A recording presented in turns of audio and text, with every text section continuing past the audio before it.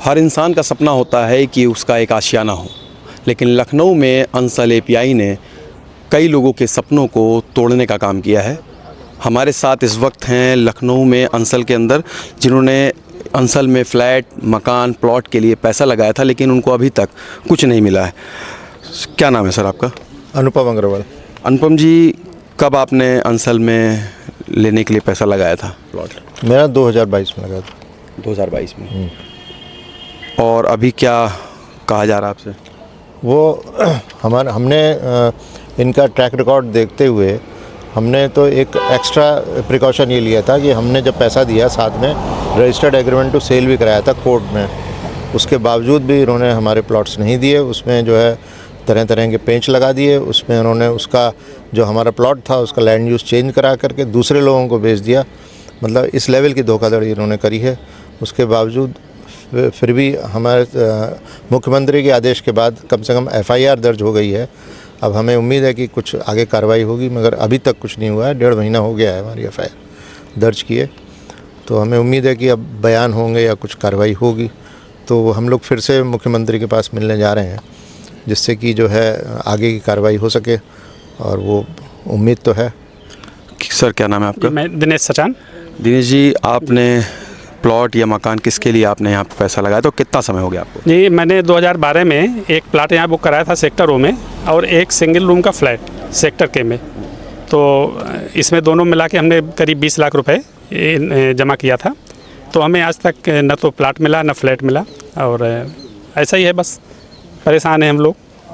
क्या अंसल की तरफ से क्या कहा जा रहा है आपसे? अंसल की तरफ से हम लोग बस आश्वासन दिया जाता रहा है कि आज मिल जाएगा, कल मिल जाएगा, महीने भर बाद आइए, 2 महीने बाद आइए। सिर्फ आश्वासन के सिवा कुछ नहीं। और थोड़ा सा प्रेशर बनाने की कोशिश की गई, तो उनकी तरफ से भी मतलब जो बातचीत की गई वो अच्छी नहीं लगी।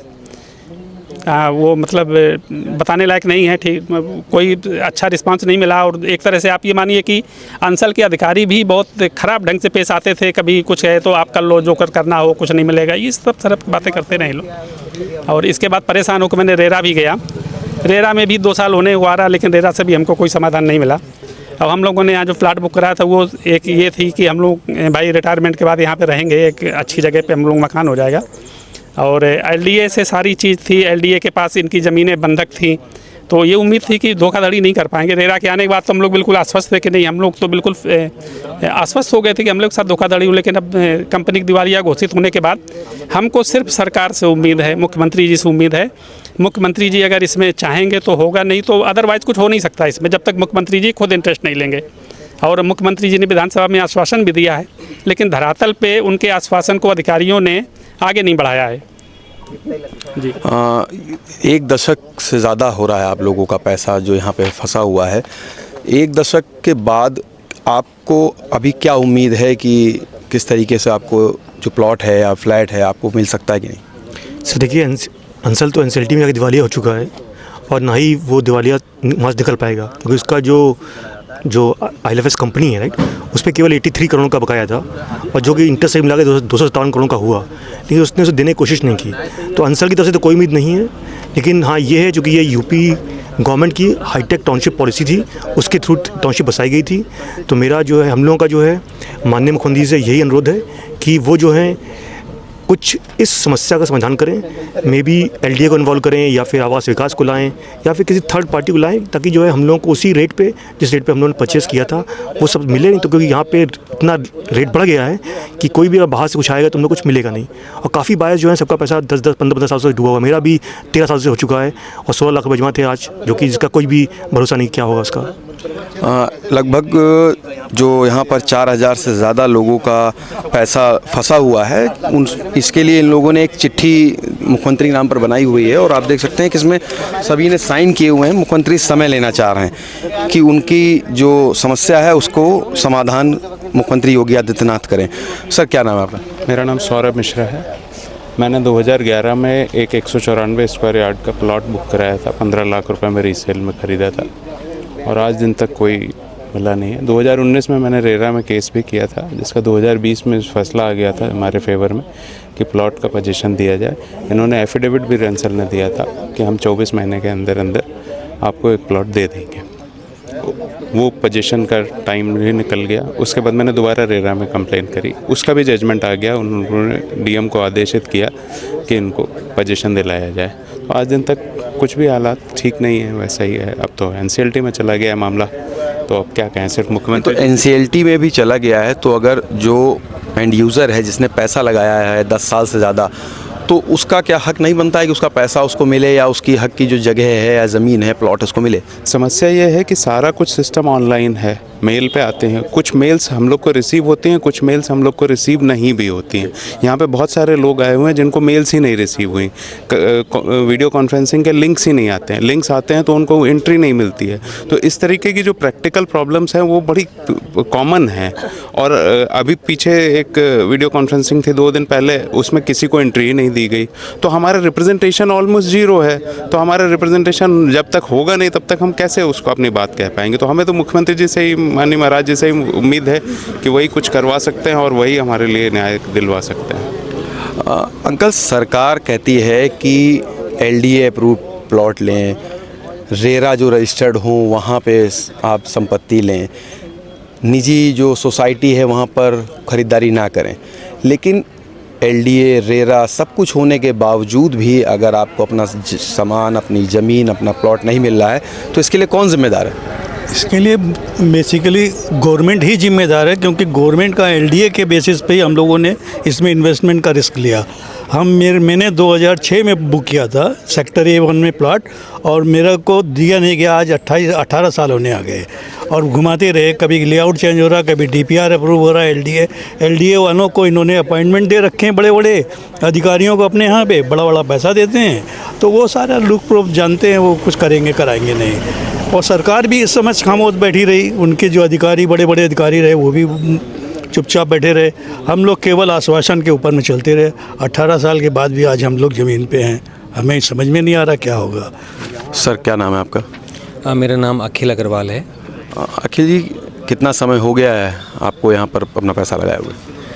देखिए, 2012 में मैंने यहाँ पे पैसे लगाने शुरू किए थे, और मैंने किसी भी बिचौलिए के थ्रू जाने की बजाय अंसल के ऑफिस से ही सारी बुकिंग कराई, और इस विश्वास के साथ कराई क्योंकि एलडीए द्वारा प्रमाणित ये टाउनशिप थी। और इसके मुझे लगा कि एक बड़ा सा ऑफिस उन्होंने खोला है, इतने सारे बड़ा एरिया है, इतनी हाईटेक टाउनशिप की प्रणाली पे चल रहा है, तो मैंने इसलिए बहुत ही विश्वास के साथ यहाँ पे बुकिंग कराई। और फिर मैं समय समय पे अपने बिना किसी डिले के पैसे मैंने सब जमा किए। लेकिन आज इतने साल होने के बाद भी मैं उसी ज़ीरो पॉइंट पे ही खड़ा हूँ आज भी। एलडीए है या आवास विकास है, कोई भी बड़ी टाउनशिप बनती है तो उसके एक अंडर में वो रहती है प्रॉपर्टी। एलडीए और आवास विकास को आपको क्या लगता है कि इसको किस तरीके का एक्शन लेना चाहिए, खासकर जब एंड यूज़र का पैसा फंसा हुआ हो?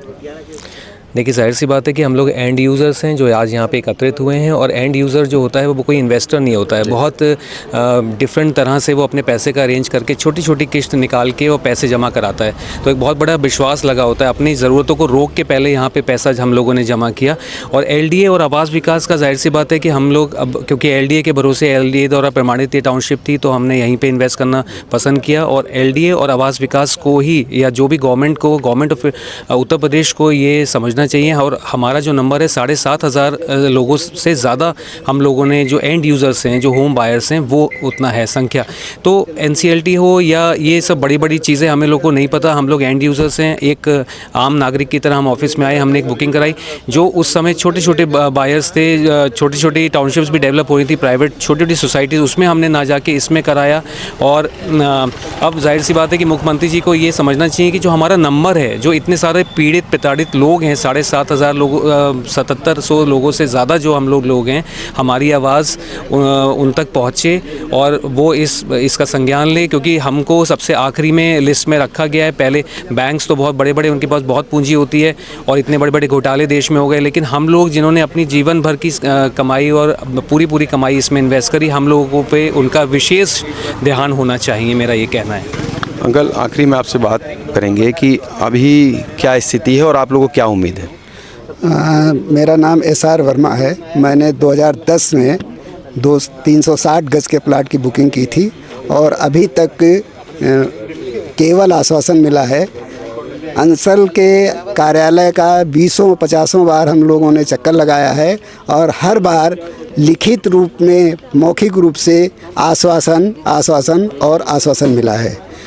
अब केवल माननीय मुख्यमंत्री जी से उम्मीद है कि यदि वो सीधे इंटरफेयर करते हैं तो हम लोगों को प्लाट या आवास मिल सकता है। एक मेरा विशेष अनुरोध है कि जो FIRs की जाएं उनमें कड़ी धाराओं का प्रयोग किया जाए। पुलिस को इस प्रकार निर्देशित करें माननीय मुख्यमंत्री जी कि कड़ी धाराओं में FIR की जाए और जो लोग जा रहे हैं FIR के लिए उनकी सबकी FIR दर्ज की जाए। मैंने 13 मार्च को FIR के लिए रिसीव कराया था, अभी तक मेरी FIR दर्ज नहीं हुई है। केवल मुख्यमंत्री जी से एक भरोसा है कि वो अगर चाहेंगे तो हम लोगों का कल्याण हो सकता है, अन्यथा और कोई नहीं कर सकता।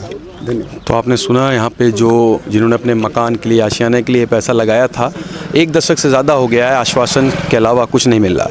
अब इनकी आखिरी उम्मीद उत्तर प्रदेश के मुख्यमंत्री योगी आदित्यनाथ हैं और इनकी मांग है कि वो इस पर एक्शन लें और इनके मकान को इनको दिलवाएं। जितेश अवस्थी, संवाद लाइव के लिए।